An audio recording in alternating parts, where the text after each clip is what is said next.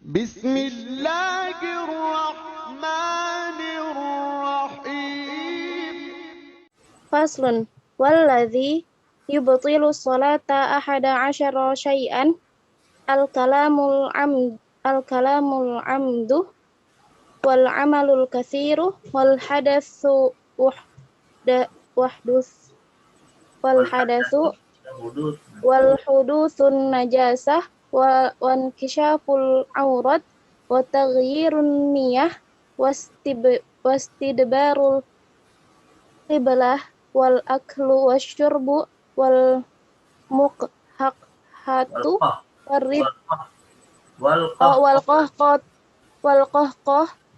والقهقة والردة. طيب طيب ya. Hadzal fasal yatakallam an mubtilatis shalah, ya, mubtilat as-shalah. Qala al-musannif al-qadi Abi Syuja al-Asfahani rahimahullah taala, faslun walladzi yubtilu as-salata 11 syai'an, ya. Jadi beliau menyebutkan ada 11 pembatal ibadah salat, ya, 11 pembatal ibadah salat, ya. Baik. Al-mubtil al-awwal al-kalamul amdu. Al-kalam al-amdu. Yani berbicara dengan sengaja, ya, bikalam ghairi kalami shalah taban, ya, berbicara mengeluarkan suara yang itu bukan bagian dari bacaan salat, ya. Baik. Mad dalil ala hadza al-mubtil yubtilu shalah, yani al-kalamul amdu. Rawal Bukhari wa Muslim an Zaid bin Arqam radhiyallahu anhu qala kunna natakallamu fi shalah. Nah, jadi para sahabat dulu saat baru diwajibkan sholat, nah, mereka tuh di tengah sedang sholat itu lagi di tengah sedang sholat kadang masih ada yang ngobrol gitu ya. Kunna natakallamu bis sholat. Yukallimu ahaduna aqahu fi hajatihi. Nah, satu di antara mereka berbicara kepada saudaranya terkait dengan urusan dunianya, ya. Hatta nazalat hadhil ayah. Hatta nazalat hadhil ayah. Ini qauluhu ta'ala hafizu 'alas shalawati was shalatil wusta wa qumu lillahi qanitin. Sampai turun ayat di suratil Baqarah, ya. Wa qumu lillahi qanitin. Yani fa umirna bisukut. Qanitin khadiin. Nah, syahidnya itu diambil dari firman Allah wa qumu lillahi qanitin. Yani qanitin maknanya khadiin. Fa umirna bisukut. Jadi ketika turun surah Al-Baqarah ini Rasul memerintahkan para sahabat untuk fa umirna bis sukuti. Nah, ini syahidnya di sini, ya. Syahidnya adalah perkataan Zaid ibn Arqam, ya. Fa umirna bis sukuti. Yani fa amarana Nabi SAW bis sukuti, ya, inda shalah. Wa rawa Muslim wa ghairuhu an Muawiyah bin al-Hakam as-Sulami radhiyallahu anhu an Rasulillah sallallahu alaihi wasallam qala inna hadhihi as-salata la yasluhu fiha syai'un min kalamin nas. Innama huwa at-tasbihu wat takbiru wa qiraatul Qur'an. Jadi di sini syahidnya di sini, ya, la yasluhu fiha syai'un min kalamin nas. La yasluh yani la yajuz, ya. Jadi Rasul melarang untuk berbicara di luar bacaan salat. Nah, maka ini menunjukkan hadzan nahyu yadullu ala fasadil manhi anhu. Ya, larangan ini menyebabkan rusaknya apa yang dilarang kalau dilakukan, yaitu ibadah salat. Maka batalah salat kalau kemudian mengucapkan kata-kata di luar aqwalis salat. Al-mubtil as-tsani al-amalul katsir. Al-amalu al-katsir. Ya, melakukan aktivitas di luar aktivitas salat, ya, yang terhitung itu cukup banyak. Ya. Bagaimana standarnya al-amalul katsirul ladzi yubtilus shalah, ya? Li'annahu atau standar atau alasan kenapa membatalkan salat, li'annahu yatanafa ma'a nidhamis shalah. Li'annahu yatanafa ma'a nidhami as-shalah. Ya, karena gerakan-gerakan di luar gerakan salat yang itu kemudian dikategorikan banyak, ya, akan merubah, ya, aturan terkait dengan bagaimana aktivitas salat itu dilakukan, ya. Li'annana arafna, ya akhwat, ya, li'anna salata ibaru 'anil aqwal wal af'al al-makhsusah, ya. Jadi salat itu kan adalah ucapan dan perbuatan yang khusus, gitu ya. Maka kalau ada perbuatan yang dia di luar nizamus salat, di luar aturan praktek salat, nah, maka akan menyebabkan perbuatan itu sudah dikategorikan mengeluarkan seseorang dari sahnya ibadah salat. Nah, ini Syadib Al-Bugha tidak menjelaskan lebih detail, ya, seperti apa standar gerakan yang bisa membatalkan ibadah sholat. Nah, kalau dalam madzhab Syafi'i yang masyhur yang sering kita dengar itu ya itu tadi, misalnya gerakan yang lebih dari 3 kali. Tapi gerakan ini gerakan yang tidak dihajahkan ya, tidak yang dibutuhkan. Ya kalau misalnya dibutuhkan sih nggak masalah, itu walaupun lebih dari 3 kali itu nggak ada masalah karena itu termasuk rukhsah ya. Misalnya gerakan membukakan pintu kalau kalian sholat dekat pintu misalnya ya, atau gerakan untuk mengingatkan imam kalau kalian kan para wanita melakukan tasbih gitu ya, walaupun sampai lebih dari 3 kali memukul telapak tangan, nah itu juga nggak masalah ya.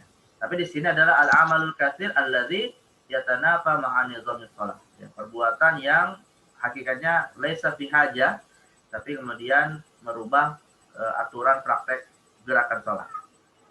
Baik, al-mubtil ats-tsalis al-hadas. Ya, al-hadas. Arafna al-hadas hiya al-hadatsu huwa al-asya'u allati ya tujibul insan al-wudu' awil ghusl ya. Al-asya' allati tujibul insan al-wudu' awil ghusl. Ya, hadas itu sesuatu yang membuat seseorang seseorang wajib untuk melakukan wudu atau mandi janabah ya. Itu al-hadas. Al-hadas ka al-baul wal ghaid wa al-fusha wad durat ya. Nah, itu adalah hadas. Jadi hadas juga termasuk membatalkan wudu, membatalkan sholat. Kenapa? Karena hadas membatalkan wudu. Ya, hadas itu kalau hadas kecil membatalkan wudu, maka wudu merupakan syarat sah sholat. Kalau wudunya batal, berarti ya batallah syarat sah sholat, maka sholat itu menjadi batal. Ya, begitu juga dengan hadas besar. Baik, ini al-mubtil ats-tsalis. Wal mubtil ar-rabi wa hudutsun najasah. Wa hudutsun najasah. Ya, kemudian hudutsun najasah di sini beda dengan hadas ya, Afat ya. Najasa itu adalah al-ain allati benda yang dikategorikan atau dihukumi sebagai benda najis gitu ya. Dan ini bisa jadi membatalkan salat idza kanatin najasa waqa'at fi badanil musalli au fi libasihi au fi makanihi alladhi yusalli fihi ya. Jadi najasah yang bisa membatalkan wudu, bisa membatalkan sholat adalah najis yang menyentuh badannya, menyentuh pakaian yang dia pakai, atau menyentuh tempat sholat yang dia sholat di atasnya. Yaitu tempat sholat yang kalau dia bergerak kemudian akan berpotensi menyentuh badan dan pakaiannya. Nah ini kemudian juga termasuk membatalkan sholat.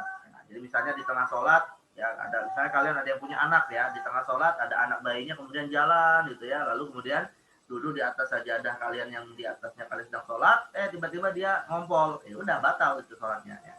Atau kalian misalnya menggendong anak yang sebelumnya tidak atau menggendong anak yang sebelumnya suci dari najis, tiba-tiba di tengah sholat dia ngompol, ya udah batal lah sholatnya ya.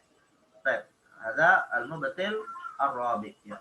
Wal mubtil al-khamis inkishaful aurah ya, inkishaful aurah, terbukanya aurat ya. Tapi ini sebenarnya inkishaful aurat di sini amdan ya, atau amdan atau terbuka dengan tidak sengaja dan dibiarkan ya. Nah, itu dua-duanya membatalkan ibadah sholat karena aurat yaitu satru aurat syartun min syuruti sihhatus shalah ya, kama qad alimna fi masabaq. Baik. Ini yang keberapa? Al-khamis ya. As-sadis taghyirun niyah. As-sadis taghyirun niyah. Nah, berubah niat ya. Berubah niat. Nah, berubah niat ini sebenarnya perlu ditafsir ya. Ini Syekh Adik Al-Bugha mungkin menjelaskan nih. Apa yang dimaksud taghyirun niyah ini ya? Qala Syekh Al-Bugha bi an yanwiyal khuruja minas shalah. Oh, jadi yang dimaksud dengan berubahnya niat itu adalah berubah niat dari sholat menuju tidak sholat. Ya. Atau niyatul khuruj minas shalah. Niyatul khuruj minas shalah. Itu yang dimaksud ya. Karena kalau taghyirun niyahnya itu masih dalam praktek sholat, itu memungkinkan sholatnya masih sah ya, Akhwat. Misalnya gini. Taghyirun niyah ya, min niyatil fardhi ila niyatin nadbi, itu masih sah sholatnya, nggak masalah. Kata para ulama, kalau kita misalnya awalnya niat sholat fardu. Contoh misalnya gini ya. Kita datang ke masjid misalnya. Ketika kita datang ke masjid, kita pikir sholat jamaah sudah dilakukan. Akhirnya kita sholat ya dengan niat sholat fardu, sholat zuhur misalnya. Rupanya di tengah kita sedang niat sholat fardu, ya rupanya belum dimulai sholat fardunya, tiba-tiba iqamat. Ya udah kita rubahlah sholat yang tadi menjadi sholat sunnah misalnya. Nah, itu nggak ada masalah. Ya merubah niat dari fardu menjadi sunnah itu tidak membatalkan sholat. Tapi ya kalau niat dari sunnah kepada fardu, nah ini nanti masalah khilafiyah di kalangan ulama. Atau misalnya merubah niat dari imam menjadi makmum. Ya, nah itu pun masih dibolehkan dalam praktek sholat berjamaah. Jadi di sini yang harus kita tegaskan ya, Al-muradu bitagyirin niyah huna alladhi huwa yubtilu shalah huwa tagyirun niyah bima'na an-niyah lil khuruji minas shalah. Jadi niat untuk membatalkan ibadah salat. Meskipun gerakan fisiknya belum menunjukkan dia membatalkan salatnya. Baru niatnya saja gitu ya. Jadi misalnya di tengah salat kemudian berniat, saya mau masak gitu kan. Akhirnya niat memasaknya tadi itu kemudian bisa membatalkan salat meskipun dia belum beranjak keluar dari salat menuju dapur misalnya. Nah, itu sudah membatalkan ibadah salat ya. Ini taghyirunnya. Jadi sekali lagi ya akhwat, ini kalian harus pahami ya niat yang dimaksud atau taghyirun niat yang dimaksud sini apa niat yaitu lil khuruj minas shalah ya, bukan niat dalam arti yang lain, tapi lil khuruji minas shalah ya. Baik. Tsumma al-mubtil al-akhar wastidbarul qiblah. Ya li'anna istiqbalul qiblah syartun min syuruti sihhati shalah ya. Wa mata lam tutawaffar syartun aw lam yutawaffar syartun min syuruti sholati ya batulat salat. Jadi istidbarul kiblah karena menghadap kiblat itu termasuk syarat. Kalau syarat menghadap kiblat tidak terpenuhi, maka otomatis salat batal. Ya, dengan cara bagaimana? Istidbaruha, yaitu dengan cara memalingkan diri dari arah kiblat ya. Karena lawan dari istidbar itu istiqbal, dan istiqbal syarat sah salat. Nah, istidbar berarti memalingkan diri dari arah kiblat ya. Di anna fi hadhil umur al-khamsah tarkan li syartin min syurutis shalah au ruknu min arkaniha kama alim tamim mamarun. Nah, jadi 5 hal ini ya.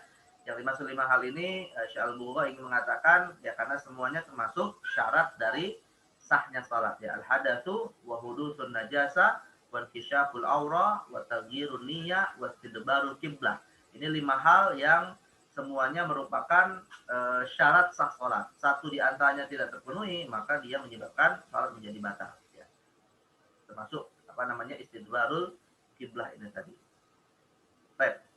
Suma al-mubtil al-akhar wal aklu wasyurbu. Ya, makan dan minum jelas ya.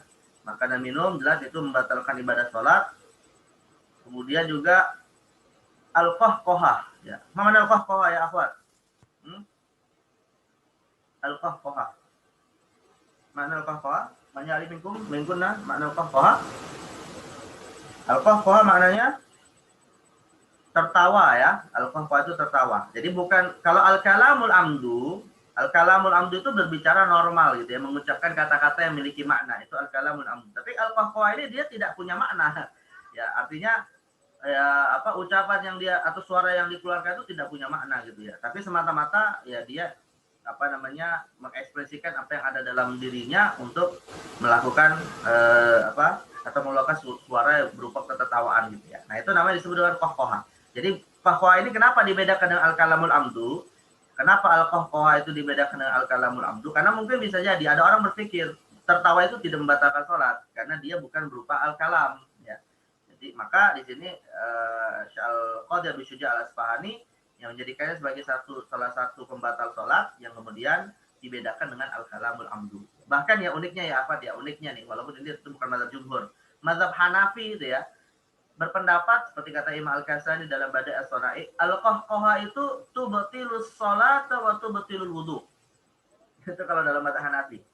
Ya. Tapi kalau jumhur mengatakan al-qahqahah hanya tubtilus salat wa la tubtilul wudu. Ya. Tapi dengan catatan kata mazhab Hanafi kalau al-qahqahanya itu fi shalah, maka dia membatalkan salat sekaligus wudu. Tapi kalau misalnya qahqahanya ada atau qahqahanya itu dilakukan sebelum salat, ya meskipun sudah berwudu, maka semua sepakat itu tidak membatalkan wudu. Ya. Kenapa mazhab Hanafi kok kemudian qahqahah di dalam salat termasuk membatalkan wudu? Ini lizajar ya, wali ta'addub gitu. Kalau istilah mereka untuk karena tidak wajar atau tidak layak dan tidak pantas seorang mukmin kemudian tertawa ketika sedang bermunajat kepada Allah Subhanahu wa taala. Maka bukan hanya membatalkan salat tapi juga mewajibkan wudu dalam mazhab Hanafi. Tapi kalau dalam mazhab jumhur tidak hanya membatalkan salat, tidak membatalkan wudu. Baik, tsumma ar-riddah ya. Kemudian murtad. Nah, jelas ya, murtad bukan hanya salat ya yang dibatalkan, semua amalnya bisa menjadi batal kalau seorang kemudian murtad. Dalam salatnya dia tiba-tiba kemudian mengakui Tuhan lain selain Allah misalnya. Ya udah. Atau dalam salatnya tiba-tiba dia menghina nabi, jatuhlah dia kepada murtad dan itu membatalkan salat dan amalnya yang lain. Qala Syalbugha limunafat hadhil umur lihai'atis salati wa syurubiha. Karena hal-hal yang tadi disebutkan, al-aqlu wa syurbu wal qahqahatu war riddatu, semuanya akan menafikan ya praktek salat dan semua syarat dari sahnya sholat. Nah ini al-ashar ya, yang bisa menyebabkan sholat menjadi batilah. Nah, kalau sholatnya batal, ya artinya harus diulangi dari awal. Ya, nah ketika ingin mengulangi dari awal, tergantung batalnya seperti apa. Bisa jadi mengulangi dari awal dengan melakukan hal lain, misalnya hadas berarti dengan wudhu, ya, atau ridah berarti dengan mengulangi syahadat. Nah, tapi kalau untuk yang lainnya, maka cukup mengulangi dari awal dalam arti atau hudusun najasah. Ya, hudusun najasah berarti harus membersihkan najis. Inkisyaful aurah harus menutup auratnya, ya. Istidbal kiblah, menghadap kiblat lagi, gitu ya. Akwa syurbu, menghentikan makan minumnya. Nah, setelah selesai semua dilakukan, lalu dia sudah posisi bisa mulai sholat lagi, ya baca takbiratul ihram lagi yang baru. Nah, ini yang dimaksud dengan batal sholat dan harus diulang dari awal. Karena begini ya, Fuad, ada juga ya beberapa kasus sholatnya itu batal tapi dia bisa melanjutkan rokaat yang dia batal sholatnya. Itu kalau dalam mazhab tertentu itu ada kasus seperti itu ya. Tapi khususnya untuk pembatal-pembatal ini, maka secara otomatis rokaat-rokaat yang sudah dilakukan semuanya itu otomatis sudah batal dan harus memulai dari takbiratul ihram yang pertama. Baik, ada mubtilatus shalah atau disebut juga nawaqidus shalah ya, atau disebut juga mufsidatus shalah.